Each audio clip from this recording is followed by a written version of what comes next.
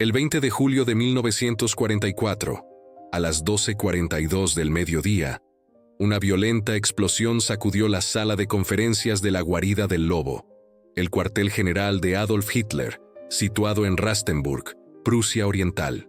El atentado, meticulosamente planeado y ejecutado por el coronel Klaus von Stauffenberg, tenía como objetivo asesinar al Führer y desencadenar un golpe de Estado que permitiera a Alemania negociar la paz con los aliados occidentales.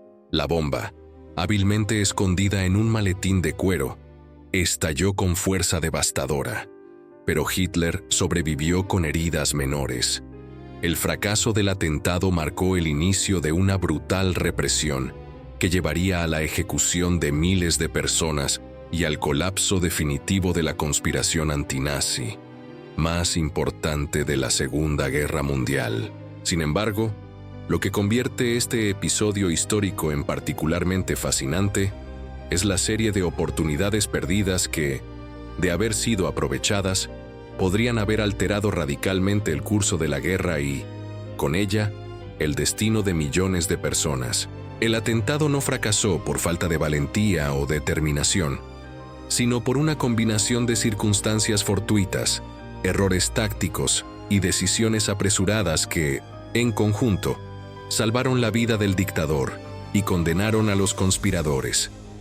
La primera y quizás más crucial oportunidad perdida tuvo que ver con el lugar donde se celebró la conferencia militar ese día. Originalmente, la reunión del Estado Mayor estaba programada para realizarse en el búnker subterráneo de concreto reforzado que formaba parte del complejo de la guarida del Lobo.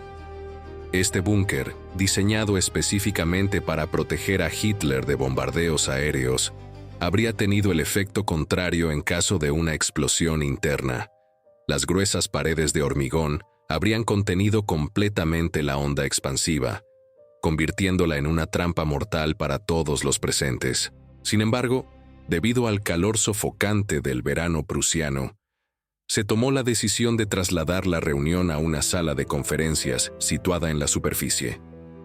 Esta sala, conocida como el Lagerbaracke, era una construcción relativamente ligera con ventanas abiertas y paredes de madera.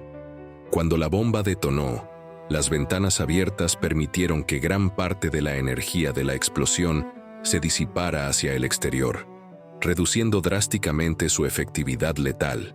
Las paredes de madera, a diferencia del concreto del búnker, cedieron ante la presión, actuando como válvulas de escape que salvaron la vida de varios presentes, incluyendo al propio Hitler.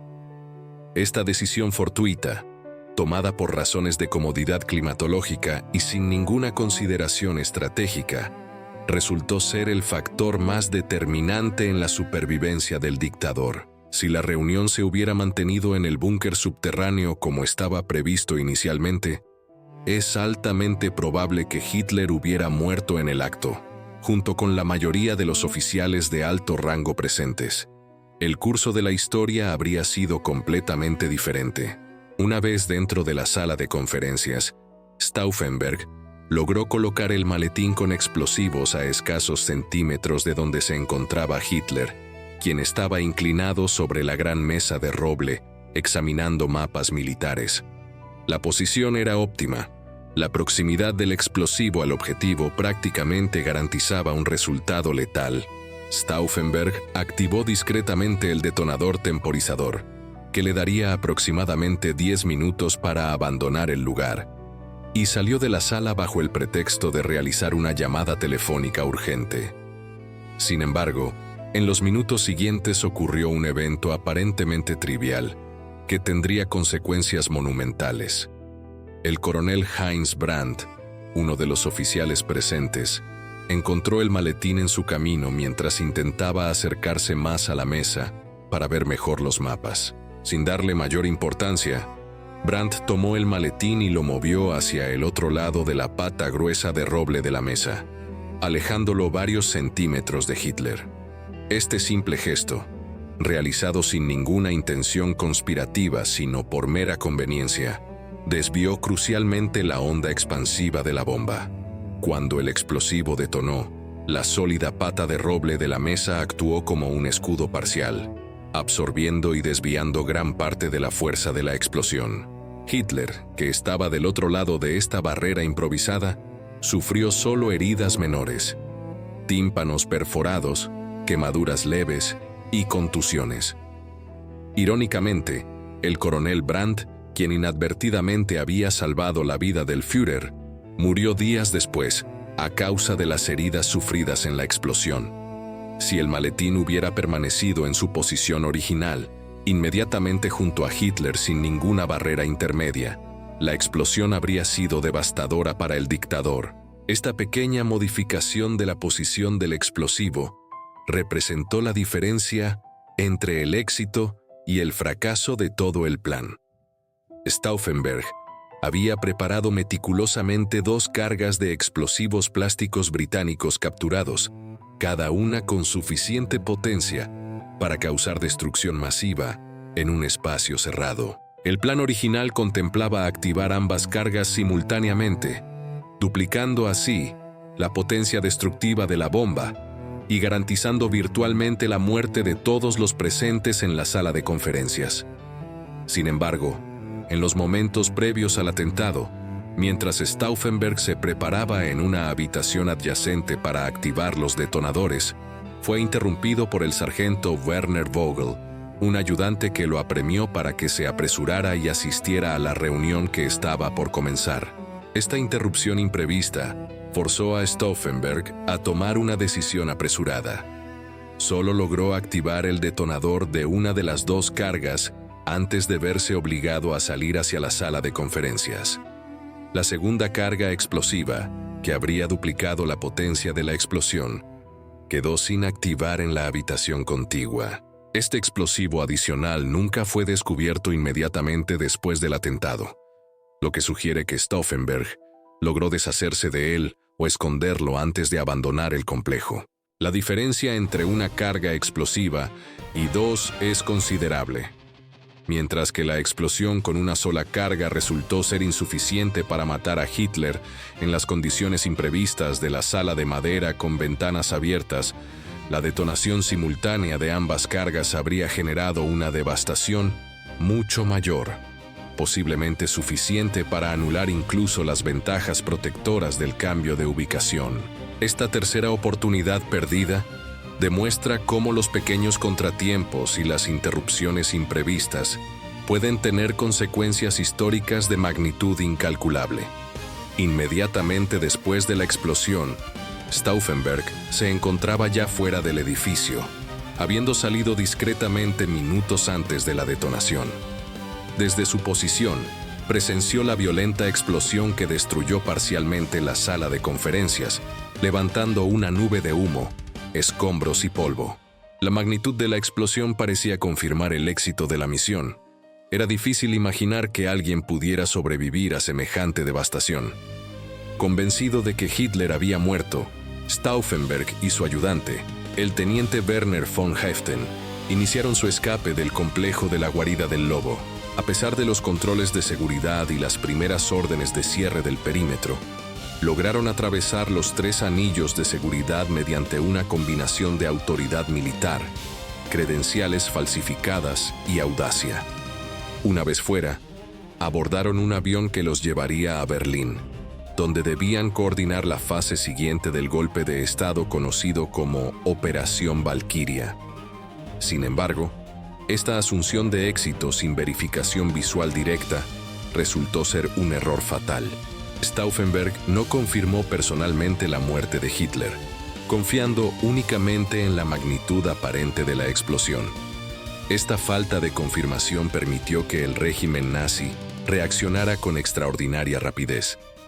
En cuestión de horas, el alto mando del ejército confirmó que Hitler había sobrevivido, y esta información fue transmitida inmediatamente a todas las unidades militares y centros de poder en Berlín y en los territorios ocupados. La rapidez con que se desmintió la muerte del Führer fue crucial para desbaratar la conspiración.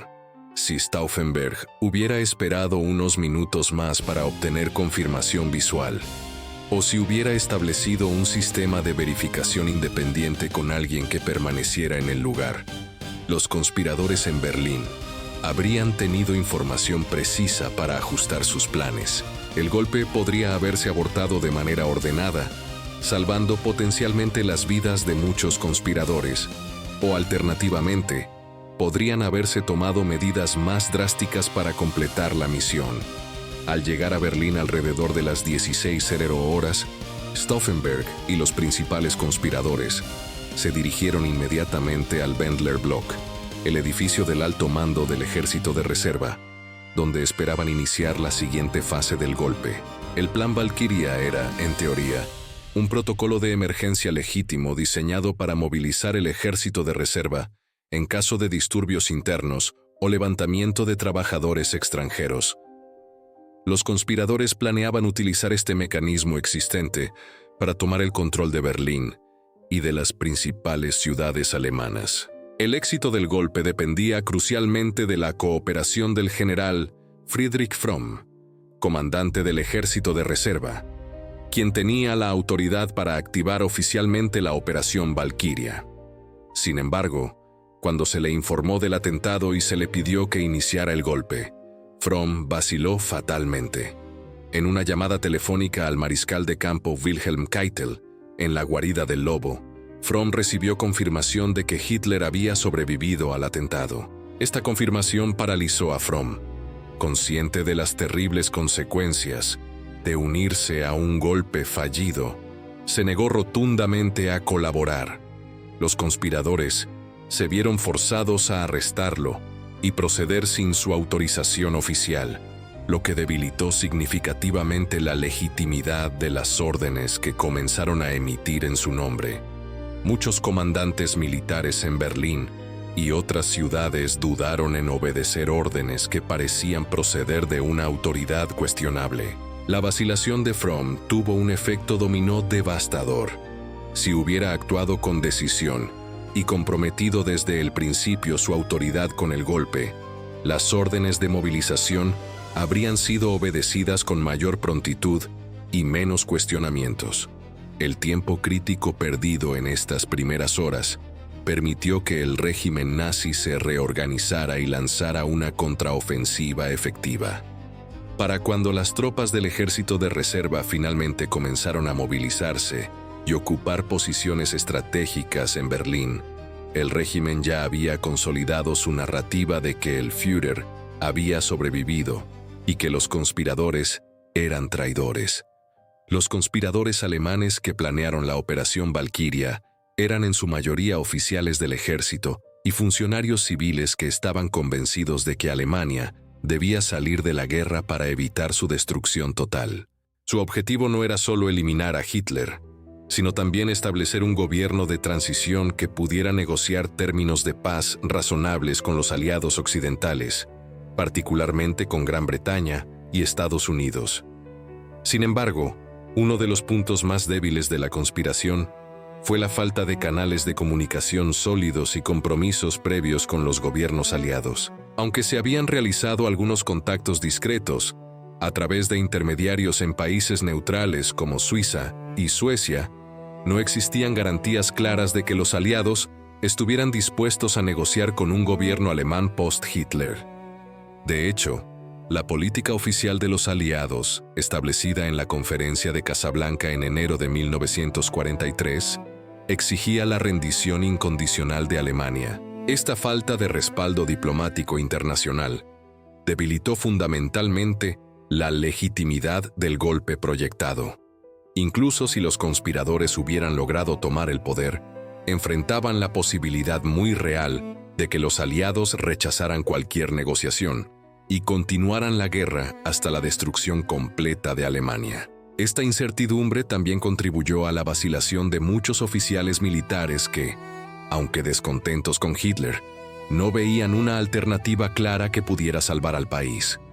Si los conspiradores hubieran logrado asegurar compromisos diplomáticos previos, aunque fueran extraoficiales o condicionales, con los gobiernos británico y estadounidense, el nuevo gobierno habría tenido una mayor posibilidad de consolidación y supervivencia. La posibilidad de una paz negociada habría fortalecido enormemente el apoyo interno al golpe entre los oficiales militares y la población civil que ansiaban el fin de la guerra. El general Erich Feldgiebel ocupaba una posición absolutamente crítica en la conspiración. Como jefe de comunicaciones del alto mando de la Wehrmacht, Feldgiebel tenía acceso y control sobre las redes de comunicación militar que conectaban la guarida del Lobo con Berlín y el resto del territorio alemán. Su misión dentro del plan era vital. Inmediatamente después de la explosión, debía cortar todas las comunicaciones salientes desde el cuartel general de Hitler, aislando completamente el complejo y evitando que se difundiera información sobre la supervivencia o muerte del Führer. Este aislamiento comunicacional era esencial para ganar las horas preciosas que los conspiradores en Berlín necesitaban para consolidar el golpe antes de que el régimen nazi pudiera reaccionar. En un escenario óptimo, el bloqueo total de comunicaciones habría creado una ventana de incertidumbre de varias horas, durante las cuales los conspiradores podrían haber tomado el control de los centros neurálgicos del poder en Berlín y otras ciudades principales, presentando al resto del ejército y al aparato estatal con un hecho consumado. Sin embargo, Feldgiebel vaciló en el momento crucial. Aunque efectivamente cortó algunas líneas de comunicación, lo hizo de manera parcial e incompleta. Algunas conexiones permanecieron activas, permitiendo que se estableciera contacto entre la guarida del Lobo y Berlín en las horas críticas posteriores al atentado. Esta comunicación permitió al mariscal de campo Keitel y otros líderes nazis confirmar rápidamente que Hitler había sobrevivido y transmitir esta información vital a las unidades militares y a los centros de poder en la capital. La vacilación de Feldgiebel puede atribuirse a varios factores: la confusión inmediata posterior a la explosión, las dificultades técnicas para desactivar completamente sistemas de comunicación complejos y redundantes, y posiblemente también dudas de último momento sobre la magnitud de las acciones que estaba tomando. Independientemente de las razones, su incapacidad para completar su misión de manera efectiva representó una oportunidad perdida de importancia capital. Si las comunicaciones hubieran sido completamente bloqueadas durante las primeras horas críticas, el régimen habría quedado verdaderamente aislado y el golpe habría tenido posibilidades significativamente mayores de éxito. Los conspiradores de la Operación Valquiria eran en su mayoría hombres educados, racionales y con formación militar tradicional. Muchos provenían de la aristocracia prusiana o de familias con largas tradiciones militares. Desde su perspectiva, Hitler era un advenedizo, un cabo austríaco sin educación formal militar superior que había usurpado el poder legítimo del Estado alemán. Creían sinceramente que, una vez eliminado el tirano, el ejército y la población alemana recuperarían rápidamente su sentido de honor, deber y racionalidad tradicionales. Esta creencia resultó ser una subestimación catastrófica del poder del culto a la personalidad que Hitler había cultivado cuidadosamente durante más de una década en el poder. Para 1944, millones de alemanes, incluyendo gran parte del cuerpo de oficiales del ejército, habían prestado juramento personal de lealtad, no al Estado alemán ni a la Constitución, sino directamente a Adolf Hitler como persona. Esta transformación del juramento militar, implementada después de la muerte del presidente Hindenburg en 1934, había creado un vínculo psicológico y legal poderoso entre el Führer y sus subordinados. Los conspiradores creían que la muerte de Hitler bastaría automáticamente para desatar una revuelta generalizada contra el régimen nazi, o al menos una aceptación pasiva del nuevo orden. Sin embargo, subestimaron profundamente la obediencia ciega y el fanatismo de muchos oficiales y soldados. Incluso tras el atentado, cuando quedó claro que oficiales de alto rango habían intentado asesinar al Führer, la vasta mayoría del ejército permaneció fiel al dictador. El shock y la indignación por el cobarde atentado fueron genuinos y generalizados. Si los conspiradores hubieran preparado una campaña de propaganda inmediata y masiva, explicando las razones morales y estratégicas del golpe, exponiendo los crímenes del régimen y apelando al patriotismo tradicional alemán, podrían haber debilitado significativamente esta lealtad automática. La captura de las emisoras de radio y la difusión de mensajes cuidadosamente elaborados por figuras respetadas del ejército podrían haber creado al menos suficiente confusión y división como para neutralizar la respuesta del régimen. Sin embargo, no se implementó ninguna estrategia comunicacional efectiva, dejando el campo propagandístico completamente en manos de los nazis, que lo explotaron con su característica eficacia. El Plan Valkyria, en el papel, era un esquema sofisticado y bien pensado que aprovechaba mecanismos legales existentes para tomar el control del aparato estatal alemán. Requería una secuencia precisa de acciones coordinadas: activación de las unidades del ejército de reserva, arresto simultáneo de todos los líderes nazis en Berlín, incluyendo Goebbels, Himmler y Göring, toma de control de ministerios clave, ocupación de las emisoras de radio y las centrales telefónicas, y establecimiento de un gobierno provisional que anunciaría el fin del régimen nazi y el inicio de negociaciones de paz. Sin embargo, la ejecución real del plan fue caótica y marcada por vacilaciones fatales. En Berlín, las órdenes de movilización se emitieron tarde y de manera confusa, debido a la indecisión inicial causada por informes contradictorios sobre la suerte de Hitler. Las tropas del ejército de reserva comenzaron a movilizarse, pero muchos comandantes no sabían exactamente qué se esperaba de ellos. Algunos oficiales recibieron órdenes de arrestar a líderes de las SS, pero no tenían listas claras ni instrucciones específicas sobre cómo proceder. El caso más notable de esta descoordinación fue el intento de arrestar a Joseph Goebbels, el ministro de propaganda, en su residencia oficial. El mayor Otto Remmer, comandante del batallón de guardia de Berlín, recibió órdenes de arrestar a Goebbels como parte del Plan Valkyria. Sin embargo, cuando Remmer llegó a la residencia del ministro, Goebbels logró establecer una llamada telefónica directa con Hitler en la guarida del lobo. Al escuchar la voz inconfundible del Führer, confirmando que estaba vivo y ordenándole sofocar el levantamiento traidor, Remmer cambió inmediatamente de bando y puso sus tropas al servicio del régimen para reprimir a los conspiradores. Esta secuencia de eventos ilustra perfectamente el caos y la falta de control de situación que caracterizó la ejecución del golpe. Si el plan se hubiera ejecutado con mayor disciplina, sincronización perfecta y decisión inquebrantable, con arrestos simultáneos de todos los líderes nazis antes de que pudieran reaccionar, y con control inmediato de todos los medios de comunicación, el resultado podría haber sido completamente diferente, incluso con Hitler vivo. Un golpe ejecutado con precisión militar habría creado un hecho consumado difícil de revertir. Una vez que quedó claro que el golpe había fracasado, el régimen nazi desató una represión de una brutalidad sin precedentes, incluso para sus estándares. La venganza de Hitler fue metódica y despiadada. Más de 7,000 personas fueron arrestadas en las semanas y meses siguientes, acusadas de participación o complicidad en la conspiración.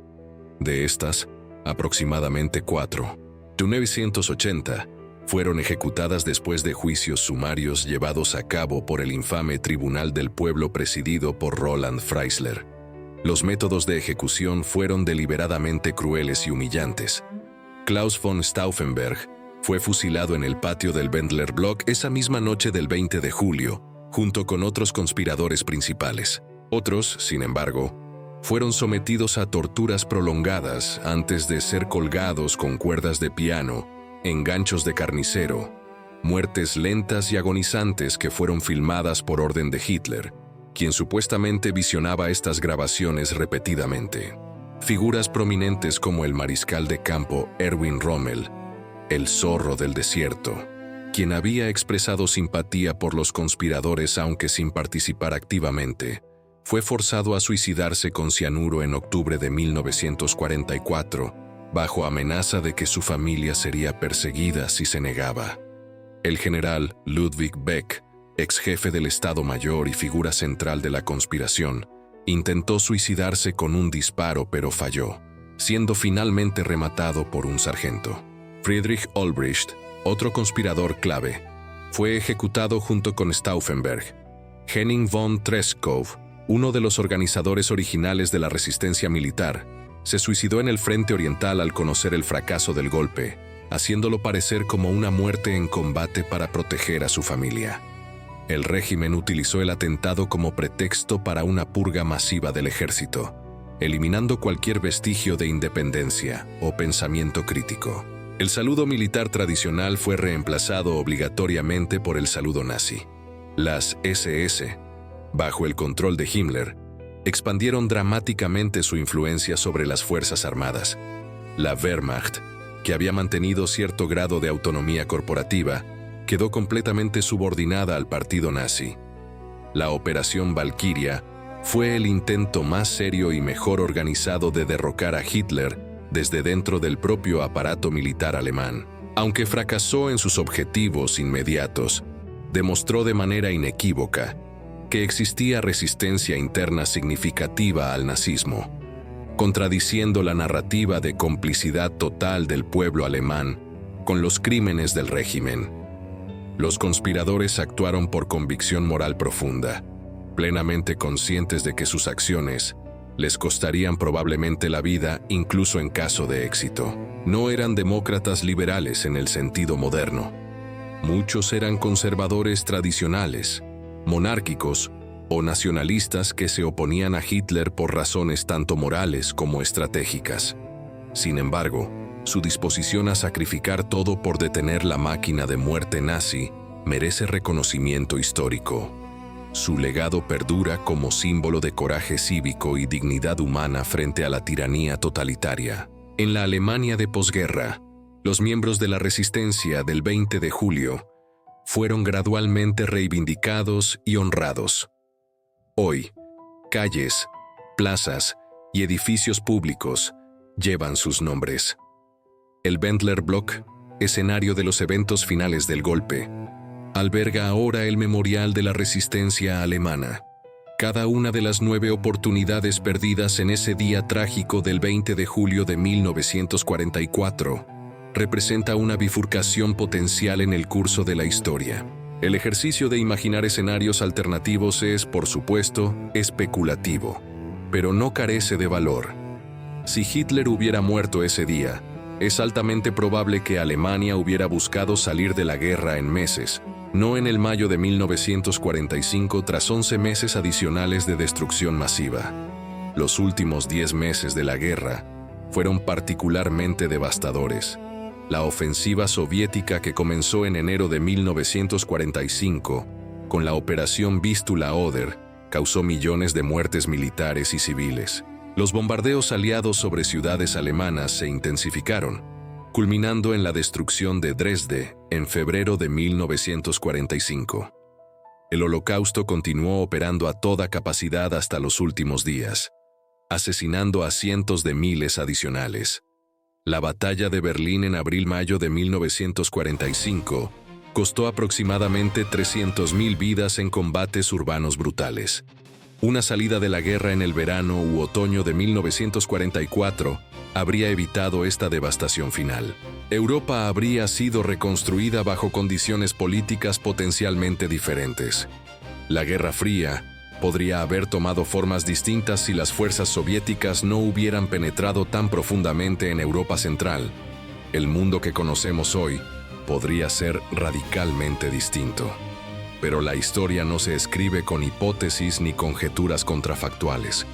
Se forja con decisiones concretas, acciones reales y consecuencias tangibles. El 20 de julio de 1944, 9 oportunidades se desvanecieron en el humo de una explosión que falló en su objetivo por centímetros y circunstancias. Y con ellas, se desvaneció también la posibilidad de cambiar el destino de una guerra que ya había cobrado demasiadas vidas y que continuaría cobrándolas por 10 meses más hasta su conclusión amarga e inevitable.